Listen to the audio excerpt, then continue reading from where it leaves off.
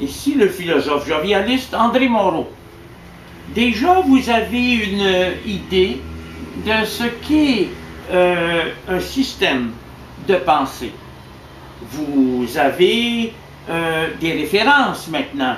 Vous savez que mon épistémologie est immatérialiste. Vous savez que mon ontologie est immanentiste et que ma métaphysique est moniste.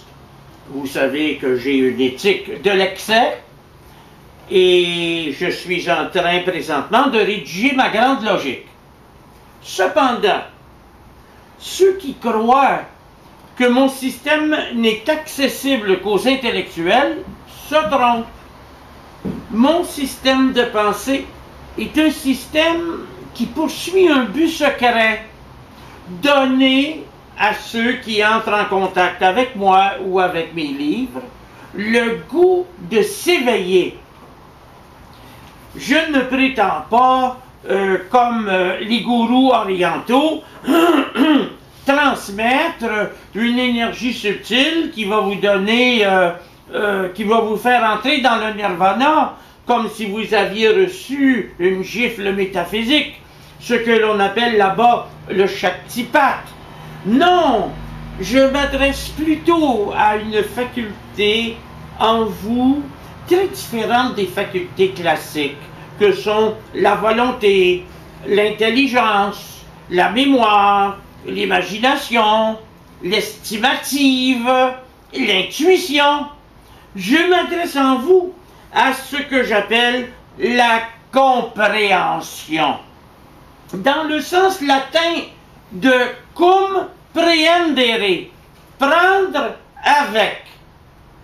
La compréhension, pour la majorité des gens, est l'équivalent d'une conception intellectuelle. Certains autres, qui sont plutôt physiques, parleront d'une compréhension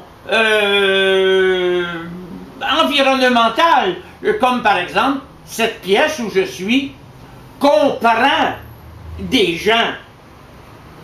L'idée de la compréhension fondamentale englobante est quelque chose de très différent, puisqu'il s'agit ici de prendre avec soi les éléments de la vie, la compréhension, la signification des événements, leur signification profonde, leur réalité propre.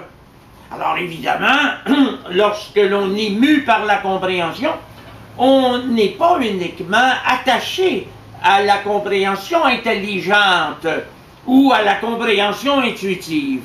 On cherche à comprendre les choses avec toute sa masse éthérique. Et j'entends par là tout son être, cet océan d'intelligence et d'énergie qui n'a rien à voir avec les facultés empiriques dont on parle en philosophie. Une telle compréhension est nécessaire pour acquérir une Weltanschauung, c'est-à-dire une vision du monde jovialiste qui véhiculerait avec elle des valeurs nouvelles et surtout une nouvelle vision de l'absolu. M'a-t-on compris?